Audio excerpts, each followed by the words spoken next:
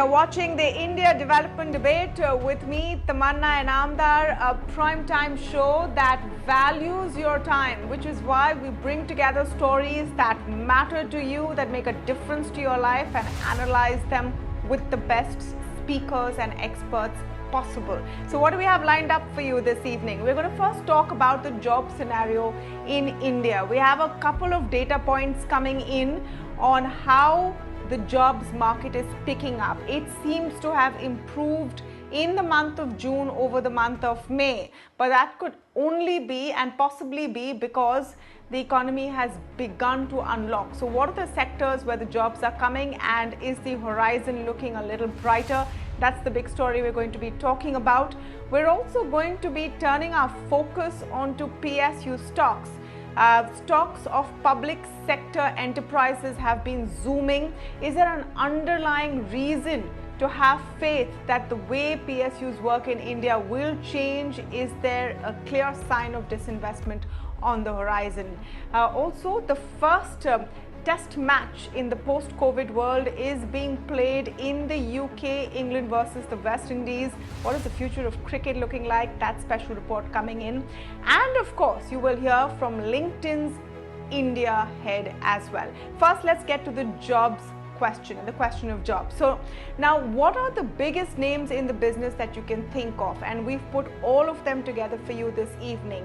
You're going to get a perspective from Naukri, you will get a perspective from Indeed, from Aon, Mahesh Vyas of CMIE, one of the most credible trackers of jobs data, is on the show, and of course you will hear from LinkedIn.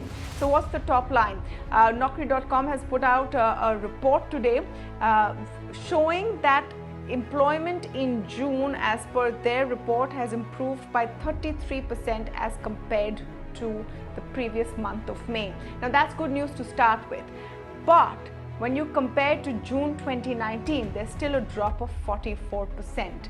Meanwhile, remember, CMIE had put out data recently that unemployment rates have dropped from 29% in India in the month of May to 11% in the month of June. So are we seeing an upward trend?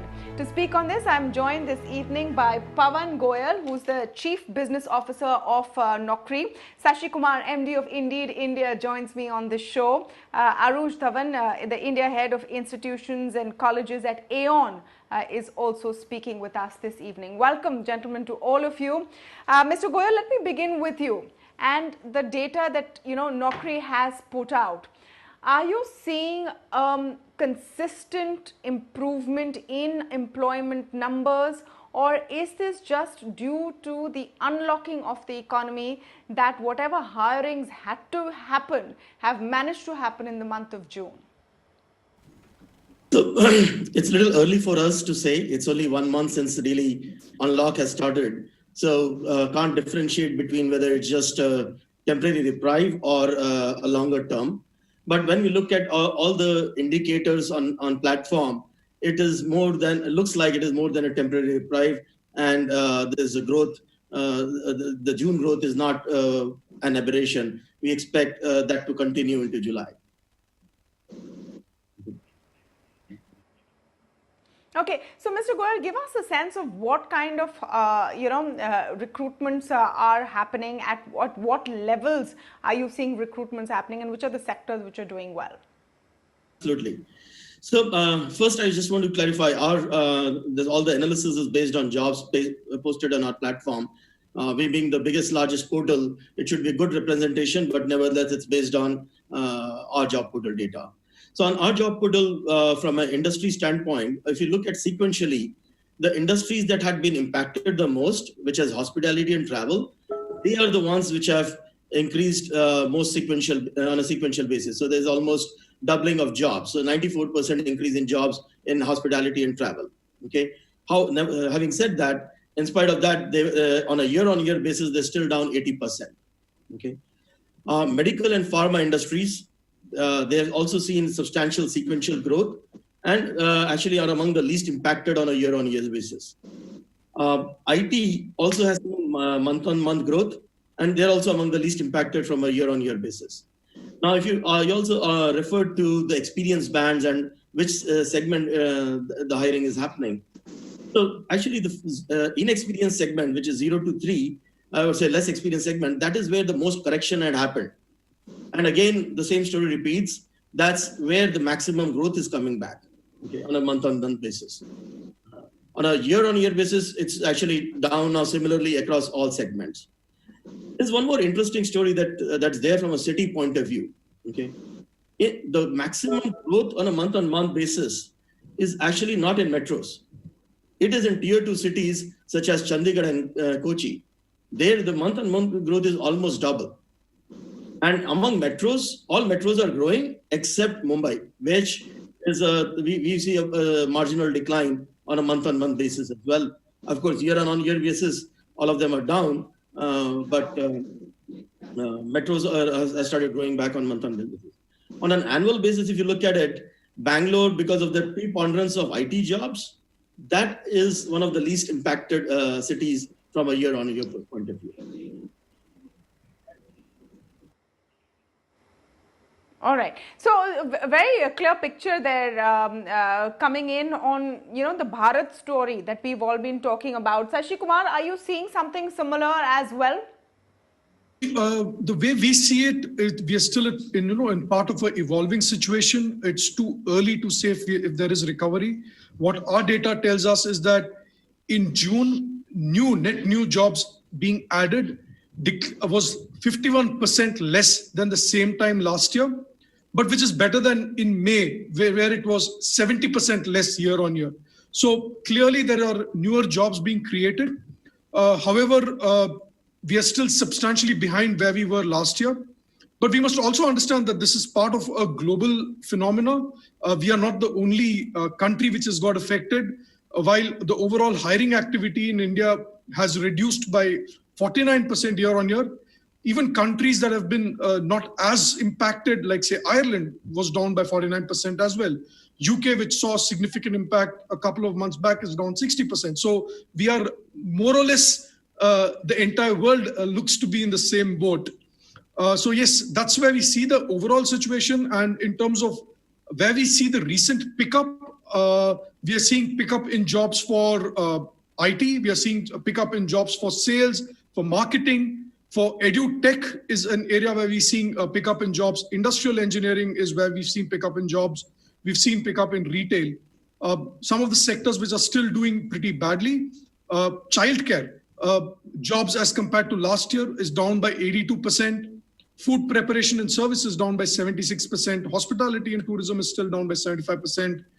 Cleaning and sanitation is down by 72%. Beauty and wellness by about 70%. So clearly there are some industry segments that are recovering faster, and there are some industry segments which still need to recover. It's pretty obvious. All The high contact industry is still struggling. So it's a clear COVID impact. All your high contact, exactly, all your high contact industry, your domestic services that you're describing, possibly nannies, cooks, drivers. That brings me to the other question also, Mr. Dhawan. On how representative is this? Because we already know that India has a situation where formal jobs are very few as compared to the large pool of employees. And we saw that with the whole migrant worker crisis in the first few weeks of the lockdown as well. Do you think, are you getting a sense that there is an improvement that we could not be seeing right now because it could be emerging in the informal space? So I think I agree to that. There was a substantial reduction, majorly because of shutdown one, and the migrant population had gone back to their local states. What we are observing over the past couple of months, the trend is picking up. More and more manufacturing sectors, manufacturing companies, they have started recruiting now. And one of the main reasons for that is most of their contractual labor have gone back home. So which is why, and the second thing now, since the economy is opening up, so we are seeing much more recruitment now in the informal sector. So I'll agree to that point of yours that definitely there's recruitment, there's hiring happening majorly in the manufacturing sector. And but yeah, the trend, we are still waiting and watching. I mean, we have seen definite uptake over the last 2 months, where we were in February. We are still not there. but somewhere around the numbers, we have met the numbers where what numbers were there in March. But definitely still a long way to go to have everything normal. How would you compare, Mr. Dhawan, to last year? So last year, definitely, as I said, we were seeing much more improvement in the last year, as pointed out by Pawan and Sashi also. There's definite reduction of around 40 to 50% if I compare with the last quarter, similar time with at the last year. But definitely, if I compare it with April or March ending, there's a substantial improvement as high as 50 to 60% over the last 2 months. So obviously, it's an early trend, but definitely given the way corporates are also adopting, and in April, there was too much uncertainty and everyone was just trying to understand what's happening in the market. Everything was on pause, but slowly the way economy is opening up, and people have also realized that this is how it's going to stay with us. So we need to move forward. So we are seeing definite uptake now over the last 1 month. So from our data point also, we've seen from a functional area standpoint, the manufacturing industry has also seen substantial month-on-month growth. Okay, it's among the highlights from a month-on-month growth point of view. So it corroborates with what the other gentleman was saying. Okay. Okay. That's so. Okay, I want to come to one very important perspective, which is about at what levels of salaries are people getting hired? Is there a change there? Sashi Kumar, I'd like you to come in with some perspective on this, because now people are getting hired in the post-COVID era. Is this impacting the kind of negotiations which take place between prospective employers and employees? I think it'll be too early to look at salary information at this stage. We will get some more insights around this maybe a few months down the line. But I would imagine that when companies get back to hiring, and also that when there is more supply, there would definitely be an impact on salaries. But at this moment, I don't think we have enough data to draw any meaningful conclusions about how salary ranges have been affected because of this crisis.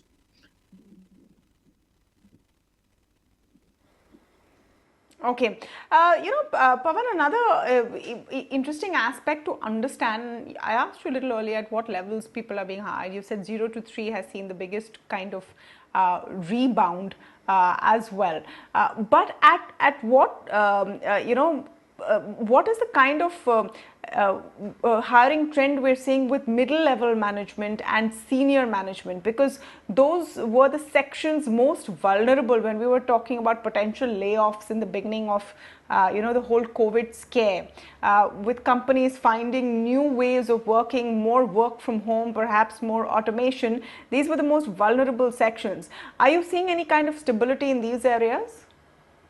Yes, as I mentioned earlier, I think one would have expected more experienced folks to, the jobs for more experienced folks to have declined. However, that's not what we see in the data. The jobs declined most in the 0 to 3 experience category, and that's where the maximum rebound is. Okay. Now there's growth across other experience levels as well, but the growth is lower as you grow up the experience bands. Okay. And so specifically, if I bring up the sort of in a month-on-month growth, and 0 to 3 is 37%, but when you get to about greater than 16 years, the month-on-month becomes 13%.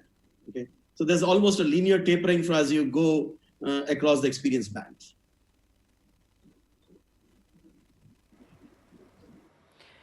I want to understand what this means for people who are entering the job market. They're usually the most vulnerable. Arush Dhawan, are you seeing any trends over there for completely entry-level jobs? Or, are they also taking time to see their next move? LinkedIn reports show that your younger generations or the newer entrants to the job market want to wait and watch before they plunge in the middle of extremely uncertain times. So we do have some data around the campus placements. So there's a large fraction of the campus placements where they have either not got their joining dates or their joining dates have been deferred. Okay. So there's only about, if I remember it right, it's about 20% people who campus joinings have remained unimpacted, but that there's a large pool for which things are unknown. Now, in terms of new campus level jobs, I think the campus season's about to begin, but they are delayed this year. So the data for this coming year is not available with us quite yet. 2020 was definitely not going to.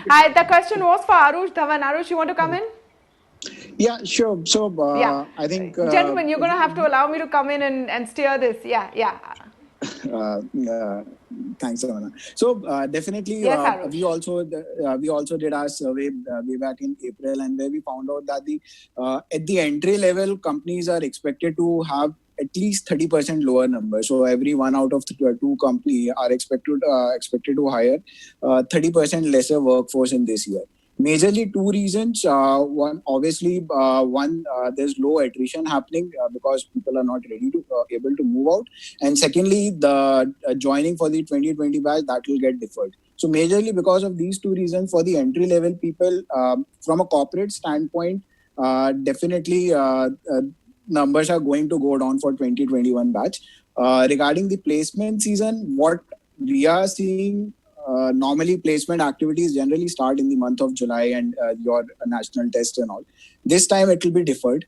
Definitely because of deferred joining, this season will start somewhere around September and October this year. Everything will be happening virtually unless anything miraculous happens for the COVID thing. But there will be slight deferment September, October. But most likely September, October we should start seeing the uptake in the campus hiring bit. From a student standpoint, one trend we are clearly observing that students who have developed certain niche skills, given the scenario, they are going more and more for the freelancing opportunities. That's one of the trends we are observing from a student side. They know they have certain skill set which is there in demand with the corporates, and corporates know that they can't hire people as of now. Hiring freeze is there in many organizations, which is why it's a good mix that's coming in. Students are looking for freelancing opportunities, and corporates are willingly giving those opportunities to them. So both from a corporate and student point, these are the 2 real trends that are coming in as per our data. Okay, that's interesting. Mr. Sashi Kumar, you wanted to come in. I also want to get a perspective on how work from home and this new style of working has impacted hiring. Is it also changing and broadening the horizon of prospective employers? You need not hire in the city in which your office is situated anymore. You can actually hire from anywhere. Is it also opening up opportunities for newer sections and newer kinds of prospective employees? So I will take that question second, and I'll just quickly talk about what we are seeing from a fresher standpoint. So till about March, we were in the number of fresher jobs were in line with what we saw last year. Until from the end of March, it started going down. As of end of June, we are around 30% below in terms of fresher openings as compared to last year. So really, I think it is tougher for freshers at this stage. Coming to your question around work from home and remote jobs, there's a 188% increase in remote or work from home job openings available on Indeed. And there's a 277% increase in job seeker interest in those kind of jobs. So most definitely, this is something that's going to carry forward into the world in the post-COVID scenario. But we'll have to understand that working from home or remote jobs is not something which will be applicable to all kinds of industries, but mostly for industries where it will be applicable. We will see a lot of people taking it up. There will definitely be a change in the way we work. A lot of companies are very closely observing productivity and other metrics to make decisions on how they will align their workforce in a post-COVID world. As you said, rightly said, this opens up a whole vista of talent for companies. Companies, for example, will be able to hire great talent that is located in cities which are not where they are not present, and they find great talent in. So that's something which we will see pick up. A lot of companies that are environmentally mindful will see the impact that working from home for majority of their workforce will have on the environment. What will be the impact that it will have on the cost? A lot of that data, a lot of that is being looked at very closely as we speak. And most definitely, we'll see a different workforce and a different way of working in the post-COVID world.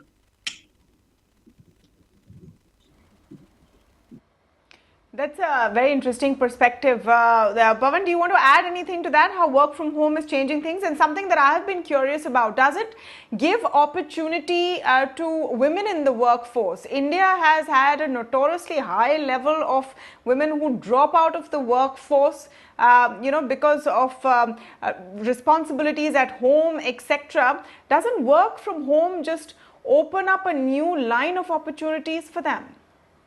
You're absolutely right. I think it does. So the work, as Indeed has observed, we've also observed significant interest in from a job seeker standpoint and work from home. Our search volumes have also gone through the roof. And similarly, the number of job postings which have work from home has gone up. So there was already a trend of employers focusing on hiring moms returning back to work. And I think this work from home will only accelerate that. So I think it's good news from overall diversity hiring that will happen in the Indian ecosystem. Absolutely. Well, any good news is good news right now, and things are looking less bleak than they were a month ago. Are they as good as last year? Possibly not, but it is data which is pointing us towards brighter prospects. I want to thank all of you for joining us on this leg of the debate.